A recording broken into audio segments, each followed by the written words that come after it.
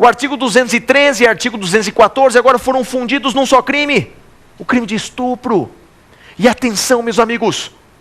Agora homem pode ser estuprado. Eu passei a minha vida inteira dizendo que só mulher poderia ser estuprada. Agora não. Homens também podem ser estuprados. Porque estupro agora não é mais apenas a conjunção carnal. Qualquer ato libidinoso, praticado com violência ou com grave ameaça à pessoa, é estupro. Isso pode ser um crime de estupro, isso. Portanto, meus amigos, qualquer ato libidinoso, diferente da conjunção carnal ou a própria conjunção carnal, é crime de estupro. E qual é a ação penal do crime de estupro e dos demais crimes sexuais? Atenção, porque mudou. Agora funciona assim, preste atenção. Ação penal, via de regra, é pública condicionada à representação. Então, via de regra, nesses crimes contra a liberdade sexual, a ação penal é pública condicionada à representação. Ou seja, a vítima vai, o rapaz estuprado ou a moça estuprada, vai oferecer a representação. E quem vai processar então é o Ministério Público. Não é mais crime de ação penal privada. É crime de ação pública condicionada à representação. Essa é a regra. Mas tem exceção? Tem. Se a vítima é menor de 18 anos, se a vítima é menor de 18 anos ou se a vítima é vulnerável, faço aí um parênteses. Vítima vulnerável? Como assim vítima vulnerável? Não é a expressão do Código. É a expressão do Código Penal. Vítima vulnerável é aquela que por razões pessoais, ou porque está embriagada, ou porque está entorpecida, ou porque é doente mental, ela não tem condições de opor resistência, de oferecer resistência. Então, fecha parênteses, voltemos lá. Se a vítima é menor de 18 anos ou se a vítima é vulnerável, a ação penal é pública incondicionada. Portanto, guarde esse novo esquema do Código Penal. Crimes contra os costumes, via de regra, são de ação pública condicionada à representação. Mas se a vítima é menor de 18 anos ou se é vulnerável, a ação penal é pública incondicionada. E me parece, meus amigos, que a súmula 608 do STF ainda continua vigendo, ainda continua se aplicando. Não tem motivos para que essa súmula deixe de ser aplicada. E o que diz a súmula 608 do STF? Ela diz que o crime contra os costumes praticados com violência real, o crime praticado com violência real, violência efetiva, também é ação pública incondicionada. E assim, fechamos o cerco, fechamos o esquema. Crimes contra os costumes, via de regra, ação penal pública condicionada à representação. Mas, crime de ação pública condicionada à representação. Mas, se a vítima é menor de 18 anos, se a vítima é vulnerável, ou se há violência real, violência efetiva, ação penal é pública incondicionada. Tudo bem, meus amigos? Guardamos esse esquema? Pois bem, respondida foi a primeira pergunta. Vamos à segunda pergunta, vamos lá, vamos ver se a segunda pergunta é tão boa quanto a primeira. Vamos lá, pergunte ao professor. Professor Flávio, qual a ação penal nos crimes de lesão corporal? Excelente pergunta. Qual a ação penal no crime de lesão corporal? Seguinte, depende da lesão corporal. A resposta é essa, depende da lesão. Quais são os tipos de lesão corporal, hein? Primeiramente, nós temos a lesão corporal dolosa e nós temos a lesão corporal culposa. Essa é a primeira classificação, certo? Lesão corporal dolosa é aquela praticada com a intenção de lesionar, ou quando a gente assume o risco de lesionar. Essa é a lesão dolosa, ele quer lesionar ou assume o risco de lesionar. Já a lesão culposa é aquela praticada com culpa, né? Com imprudência, negligência ou imperícia. Normalmente acontece no trânsito. Normalmente a lesão culposa ocorre no trânsito. E tem mais uma coisa. A lesão dolosa, e apenas e tão somente a lesão dolosa, admite gradações. A lesão dolosa admite níveis, gradações. Quais são essas gradações?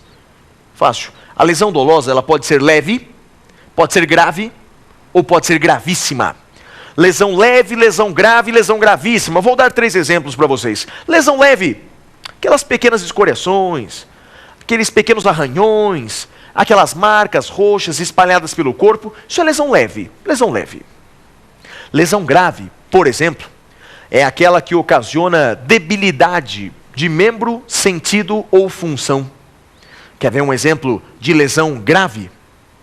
O marido dá um soco no olho da esposa e ela fica cega de um olho. Cega de um olho, ela perdeu a visão de um olho. Que lesão corporal é essa? Grave. Pois houve debilidade de um dos sentidos. Ela perdeu a visão em um dos olhos, não perdeu a visão por completo, não perdeu o sentido. Mas houve debilidade de um sentido, perda de metade da visão. E lesão gravíssima, por exemplo, é aquela que ocasiona perda de membro, perdeu o braço, perdeu a perna, perda de membro, perda de um sentido, como por exemplo a visão, perda de um sentido. Então, perda de membro, sentido ou de uma função sexual. Por exemplo, se uma mulher, utilizando-se de uma tesoura, se ela corta o órgão sexual do marido e joga pela janela, trata-se de uma lesão gravíssima. Lesão gravíssima porque haverá a perda de uma função, a função sexual. Ok, meus amigos? Fiz então aqui um panorama da lesão corporal. Agora vamos ver qual é a ação penal na lesão corporal? Funciona assim, ó. Na lesão corporal dolosa leve, então na lesão dolosa leve e na lesão culposa, a ação penal é pública condicionada à representação. Repito, lesão dolosa leve e lesão culposa é pública condicionada à representação. Agora, naquelas duas lesões mais graves, na lesão dolosa grave e na lesão dolosa gravíssima, é pública incondicionada. Tudo bem, meus amigos? Portanto, aí está, essa é a ação penal no crime de lesão corporal. Tem uma última exceção, sem querer complicar, mas já complicando. Essa última exceção diz respeito ao Código de Trânsito. Explico para vocês. A lesão corporal nos crimes de trânsito, normalmente são lesões corporais culposas, não é? Então a lesão corporal tratada no Código de Trânsito é lesão culposa. E a lesão culposa no trânsito, normalmente, é crime de ação pública condicionada à representação. Lesão culposa pública condicionada à representação. Pois é, mas há 3 exceções. Desde 2008, há 3 exceções. Primeira exceção, se o motorista está embriagado. Segunda exceção, se o motorista está praticando racha, aquela disputa não autorizada de veículos. Então, primeira exceção, se o motorista está embriagado. Segunda exceção, se o motorista está praticando racha, disputa não autorizada de veículos. Ou se o motorista está a mais de 50 km por hora acima do limite permitido. Então, mais de 50 km por hora acima do limite, essa lesão no trânsito será de ação pública incondicionada.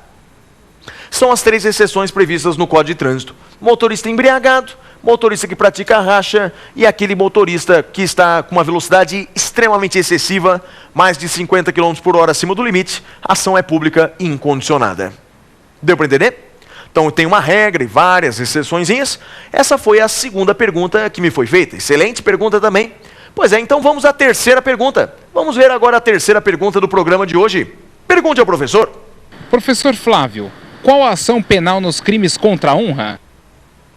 Ah, essa pergunta é diferente também. Qual a ação penal nos crimes contra a honra? Seguinte, ó, via de regra, os crimes contra a honra são de ação penal privada. Ou ação penal de iniciativa privada. Essa é a regra. Portanto, calúnia, injúria e difamação são crimes de ação penal privada. Então é a vítima que deve oferecer a queixa-crime contra o criminoso. Seja no crime de injúria, no qual consiste em atribuir uma qualidade negativa, seja no crime de difamação, que consiste em imputar um fato negativo a alguém, e seja no crime de calúnia, que consiste em imputar a alguém um fato definido como crime, imputar falsamente um fato definido como crime. Então, via de regra, são crimes de ação penal privada. Mas tem exceções? Tem exceções? Tem exceções. O crime contra a honra do presidente da República ou chefe de governo estrangeiro Então, crime contra a honra do presidente da República ou chefe de governo estrangeiro é crime de